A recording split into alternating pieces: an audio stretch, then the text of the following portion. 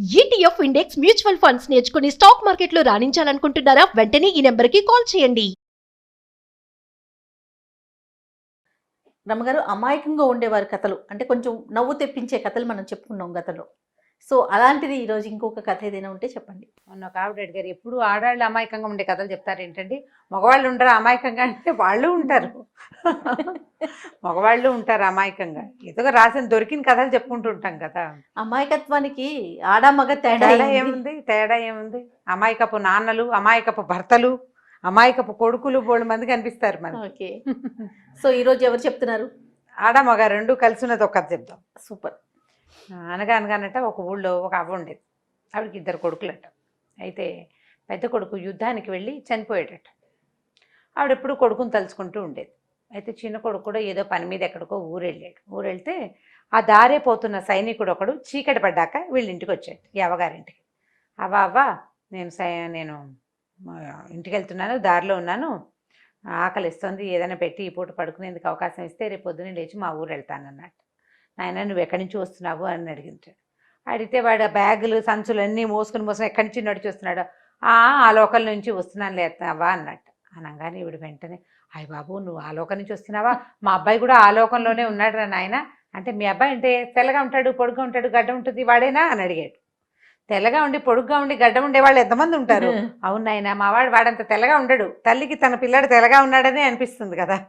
అవును తెల్లగా పొడుగ్గా గడ్డ ఉన్న అబ్బాయి ఇక్కడ ఎక్కడో పుట్టుకొని చుట్టూది, వాడు మా అబ్బాయి నాయన. అంటే అయ్యో నేను 3 సార్లు చూశాను, మీ వాడు పాపం ఆ లోకంలో, పైలోకం అంటలే వాడు, ఆ లోకంలో కొంగల్ని కాపలా కాస్తున్నాడు అవ్వ అని. అయ్యో కొంగల్ని కాపలా కాయటం ఎంత కష్టం, నా పిల్లడు ఎంత కష్టపడుతున్నాడో, దాని బదులు యుద్ధంలో ఉన్నా బాగుండేది, వాడు ఏమిటో ఆ లోకానికి వెళ్ళిపోయాడని ఆవిడ కొంచెం ఏడ్చింది. పాపం మీ వాడు చాలా కష్టపడుతున్నాడు, ఈ కొంగలు ఉన్నాయే అవి ముళ్ళ కంపల్లోకి వాటిలోకి వెళ్ళిపోతాయి, ఆ కంపల్లోకి దూరి వాడి బట్టాపాత కూడా చిరిగిపోయింది అవ్వ అన్నట. వాడు నిజంగా చూసి వచ్చినట్టుగా చెప్పాడు. చెప్పేసరికల్లా ఈవిడేమో, అయ్యో పాపం పిల్లాడికి బట్టలు లేక ఏం అవస్థ పడుతున్నాడు, ఆ ఊళ్ళలో బట్టలు అవి ఏం దొరుకుతాయి, పైసా లేదు వాడి దగ్గర, ఎలా కొనుక్కుంటాడు.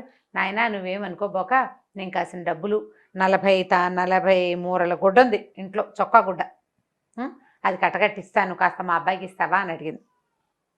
సరే 40 మూరల గుడ్డ ఇస్తానంటే చేదా, దాంతోపాటు డబ్బులు కూడా ఇస్తానంటుంది, ఊరెళ్ళి బట్టలు కుట్టించుకోవచ్చు ఏం చక్క. సరేనవ్వా అన్నాడు. రాత్రికి ఏదో పెట్టింది తిన్నాడు, పొద్దునే కాస్త చద్దన్నం తిని, సాయంత్రం మధ్యలో తినడానికి దారిలో తినడానికి 4 రొట్టెలు కూడా మూట కట్టించుకుని, అవ్వగారు ఇచ్చిన ఈ బట్టల మూట, గుడ్డ మూట, 40 మూరల గుడ్డ అంటే బాగానే ఉంటుంది అది. సరే ఓ చుట్ట చుట్టుకున్నాడు, ఆవిడేదో డబ్బులు ఇచ్చింది జేబులో పెట్టుకున్నాడు. వెళ్ళొస్తానవ్వా, మీ అబ్బాయిని అడిగా నేను చెప్తానులే అని వెళ్ళిపోయాడు. ఈవిడ ఆనందంగా కూర్చుంది. పిల్లాడికి చొక్కా గుడ్డ పంపించేశాను, చొక్కా కుట్టించుకోవడానికి కూలీ కూడా పంపించేశానని ఆనందంగా ఉంది. సాయంకాలం చీకటి పడే వేళకి చిన్న కొడుకు వచ్చాడు.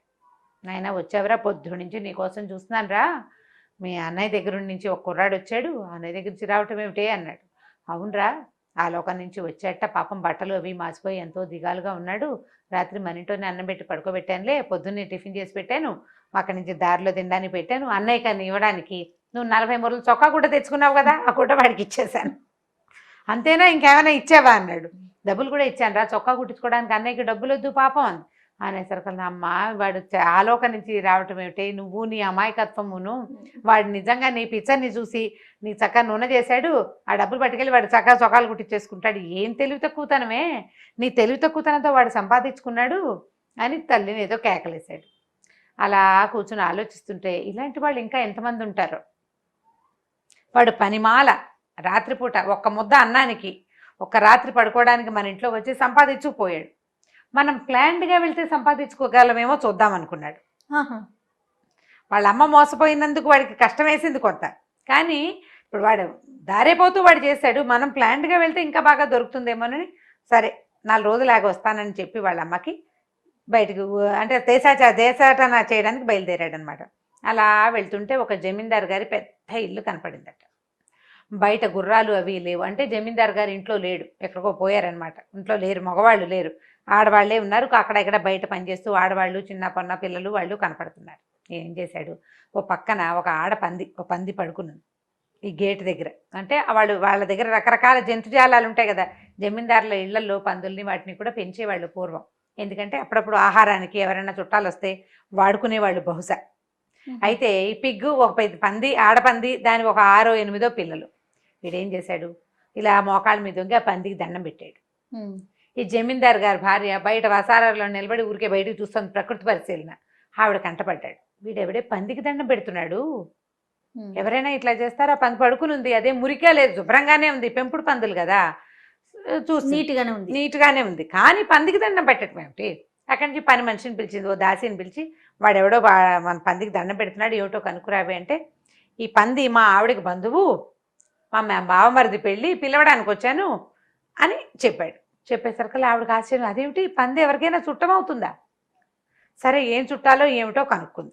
అడిగేసరికల్లా వాడినాడు, మా ఆవిడే వీళ్ళకి ఈ పంది తాలూకు అమ్మ మా ఆవిడ ఇంట్లోనే పుట్టి పెరిగింది, కాబట్టి ఇది మాకు బంధువు, అందుకని పిలవడానికి వచ్చాను అన్నాడు. వచ్చానని మీరు అమ్మగారు మీరేమనుకోకుండా, ఇంత పెద్ద ఇల్లు బాకిలి ఉంది, మీరేమనుకోకుండా మీ పందిని ఆవిడ పిల్లల్ని మా ఇంట్లో పెళ్ళికి పంపించండి అన్నాడు. అనేసరికల్లా ఆవిడేమనుకుంది, పంది పెద్దది, దాన్ని వాళ్ళు తోలుకెళ్ళాడు అనుకో, ఈ పిల్లలు గుణగుణలాడుతూ ఆ ఊరు దాకా ఎలా వెళ్తాయి? అందుకని గుర్ర బండి ఒకటి కట్టించి బండిలో ఈ పందిని దాని పిల్లల్ని ఎక్కించి వీడికిచ్చి పంపించింది. ఆవిడ మహా తెలుగు మంత్రురాలు. అక్కడి నుంచి ఏమైంది, సాయంకాలం మధ్యాహ్నం భోజనాలు వేళ అయ్యేసరికి భర్త గారు వచ్చాడు, జమీందార్ గారు ఇంటికి వచ్చాడు. వచ్చేసరికల్లా ఈవిడంది, ఏమంటే పొద్దు నుంచి వాళ్ళు నవ్వుకుంటున్నారు ఇంట్లో, ఆడవాళ్ళు, తర్వాత ఏమో ఈ దాసీలు, చిన్న పన్న పని పిల్లలు ఉన్నారు కుర్రాళ్ళు, వాళ్ళందరూ నవ్వుకుంటున్నారు అనమాట. పంది వీడికి చుట్టమేమిటో, పంది చుట్టాలి పెళ్ళి ఏమిటో, పంది పెళ్ళి ఏం చూస్తుందో అలా నవ్వుకుంటున్నారు. ఈ జమీందార్ గారు రాగానే, ఏమండి వచ్చారా, అసలు పొద్దునే మీరు గొప్ప సీన్ మిస్ అయ్యారు, ఒకడు వచ్చి దండం పెట్టాడండి అని ఇదంతా చెప్పేసరికి, ఓ నీతలు తెల్లారా పందిని పంపటం ఏంటే, పంపితే గుర్రబండి ఇచ్చి పంపించావా? గుర్రబండిలో ఏటో ఎక్కిచ్చేవే పందిని అంటే, ఏమోనండి ఎక్కిచ్చాను, మరి వాళ్ళ పెళ్లికి పంపించమన్నాడు కదా, ఒట్టిగా పంపిస్తే ఏం బాగుంటుంది, మనమేమో జమీందారులమా, మన ఇంటి నుంచి ఎవరైనా పెళ్లికి వెళ్ళేటప్పుడు రోడ్డు మీద నడిచి వెళ్తే ఏం బాగుంటుంది, పైగా పిల్లలు అవి ఎలా నడుస్తాయి, పాపం తల్లి అయితే నడుస్తుంది కానీ అంతే. అనేసరికల్ నీ తెలివి తెల్లారిపోను, వాడు నేను మోసగించాడే, వాడెవడో, పంది ఖరీదు, దాని పిల్లలు ఖరీదే, వాడు ఒక్కో పిల్లని చొప్పున అమ్ముకున్నా బోల్ డబ్బులు, పంది నమ్మేస్తే ఇంకా డబ్బులు, ఇప్పుడు గుర్ర బండి అది కూడా పోయింది. సరే రాజుగారు అన్నాడు, ఉండు నేను చెప్తానండి. ఆయన ఒక గుర్రం వేసుకుని వెళ్ళిన తర్వాత ఈ వీడు పందిని గుర్రబండిని తోలుకెళ్ళాడు, కానీ వాడికి అంత బాగా గుర్రాలు తోలేయటం అవి ఏమీ రాదు, కొంచెం నిదానంగానే వెళ్తున్నాడు.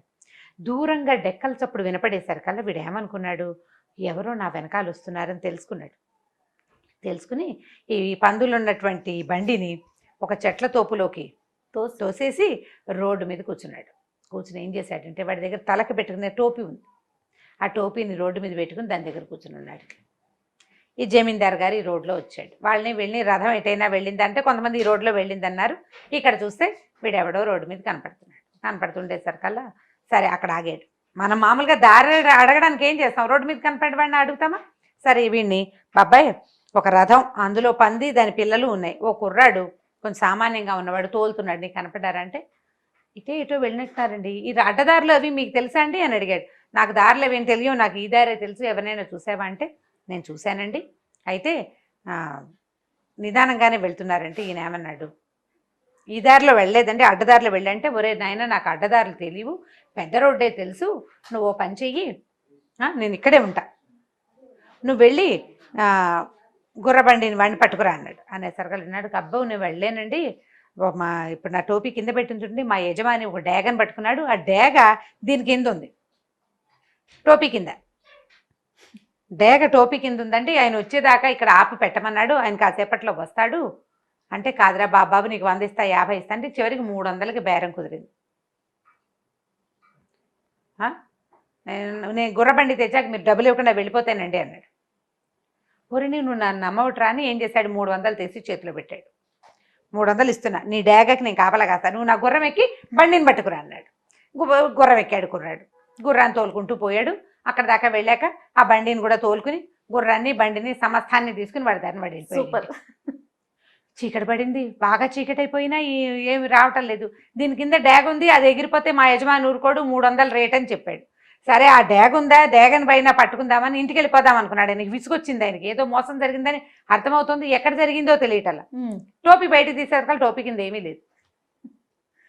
టోపీ కింద లేని డ్యాగకి 300 ఇచ్చాడు తను. ఒకవేళ అది ఎగిరిపోతే, మీరు పట్టుకోలేకపోతే, అదే దానంతటా ఎగిరిపోతే, పొరపాటున ఎగిరిపోతే దానికి డబ్బులు ఇవ్వండి అని 300 తీసుకుని వాడు ఈయన గుర్రాన్ని, అంతకుముందు భార్యామణి కట్టించినటువంటి రథాన్ని, పంది దాని అరడజన పిల్లలతో సహా వాడు పట్టుకుని వెళ్ళిపోయాడు.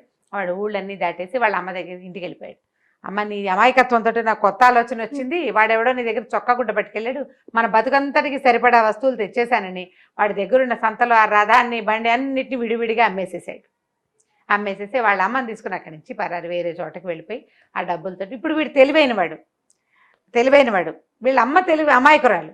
ఇప్పుడు జమీందారు గారు ఆయన భార్య ఇద్దరు అమాయకులుగానే ప్రూవ్ అయ్యారు. ఒక డేగకి 300 ఏమిటని ఆయన అనుకోలేదు, ఆలోచించాలి. అంటే బేరం పెంచాడు వాడు. ఈయనేమో 50 ఇస్తానన్నాడు. డేగ ఎగిరిపోతే మా యజమాని వచ్చేదాకా కూర్చోండి, నేను వచ్చేదాకా కూర్చోండి అని ఇది అవతల వాడు మనని టెంప్ట్ చేసేసరికల్లా అంటే అవతల మనం లాగుతుంటే మనం దాన్ని నమ్మేస్తాం. అవును, దీని కింద నిజంగా డేగ ఉందా లేదా అనే ఆలోచన ఆయనకి రాలా. చివరికి వచ్చింది.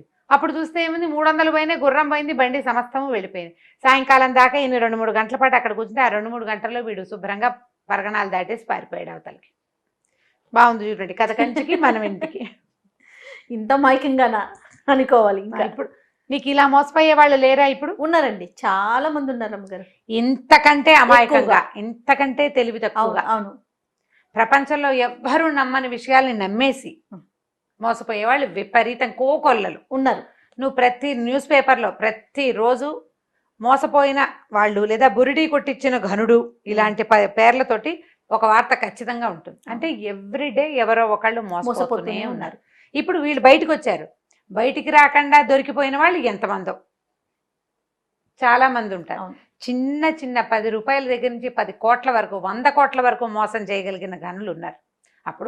ఇప్పుడు మోసం చేశాడంటే వాడు చేయగలగటం కాదు, మోసగింపబడ్డం ఒకటి ఉంది కదా. వీళ్ళు తెలివి తక్కువతనం, దాంతో దొరికిపోతారు. సో తెలివిగా ఉండాలి, అదే అవసరం. అప్పుడప్పుడు మోసపోకుండా మనం ఏమిటి దేవుళ్ళమా ఏమిటి, అది అవతారాలం కాదు కదా. మోసపోతే మనం తెలుసుకోవాలి కదా, నెక్స్ట్ టైం పడకూడదు. మోసం అయితే మనం తేరుకోగలుగుతాం, అది భారీ ఎత్తున మోసాలు అనుకోండి మనుషులు తేరుకోలేరు.